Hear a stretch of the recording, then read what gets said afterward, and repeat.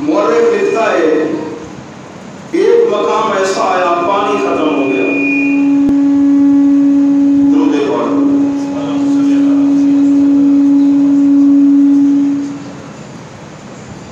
پانی ختم ہو گیا. اس یزیدی جو فوج کا بڑا تھا نا آفیسر، اس نے کہا اس میدان میں قافلے کو روک دو. قافلہ روک دیا گیا. پانی ذرا دور سے لایا جانا تھا.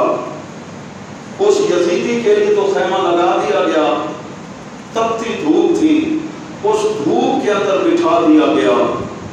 گلستان رسالت کے یہ جو پھول تھے، کلیاں تھیں، انہیں بٹھا دیا گیا وہاں. تو حضرت سیدنا امام عالی مقام کی نور نظر، چھوٹی عمر تھی، حضرت بی بی سکینہ المعروف بی بی سکینہ، جو لفظ معروف ہے اس طریقے سے. چھوٹی سی ایک جھاڑی تھی، اس کا تھوڑا سا سایہ تھا وہاں، اور وہیں لیٹ کے انہیں وہیں نیند آ گئی. جب قافلہ رواں دواں ہوا، کسی کو خیال نہ رہا. قافلہ آگے چلا. امام عالی مقام رضی اللہ تعالیٰ کا سر انور جس نیزے پر تھا، وہ اچانک وہ نیزہ جو تھا نیچے، وہ زمین کے اندر نیچے گڑ گیا. اب کوشش کرتے ہیں آگے نہیں چلتے. تو سیدنا امام زین العابدین رضی اللہ تعالیٰ عنہ کے پاس آئے کہ وجہ کیا ہے؟ آپ نے اپنے پھوپھی حضرت سیدہ زینب رضی اللہ تعالیٰ عنہ سے گزارش کی کہ ذرا معلوم کرو اونٹوں کی پشت پر کہیں کوئی شہزادہ یا شہزادی پیچھے تو نہیں رہے کہ ہمارے ابا حضور کا سر انور وہ نیزہ یہیں رک گیا زمین پہ.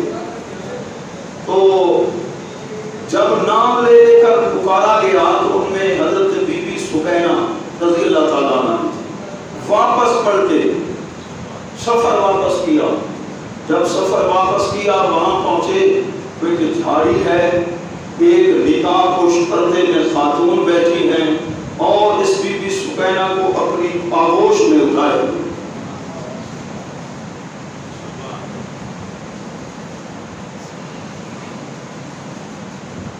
اور ان سے پوچھ رہی ہیں کربلا کا واقعہ.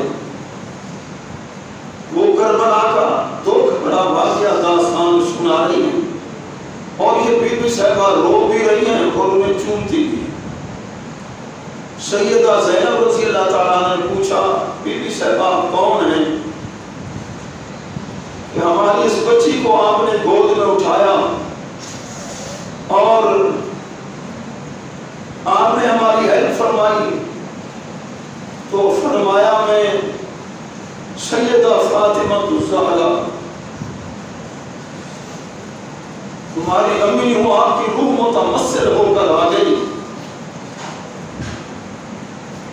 یہ ایک روحانی سلسلہ تھا. پیارے محبوب کے پیارے غلاموں پھر بی بی سکینہ رضی اللہ تعالیٰ کو واپس لائے. 1400-1500 میل کا لمبا سفر تھا.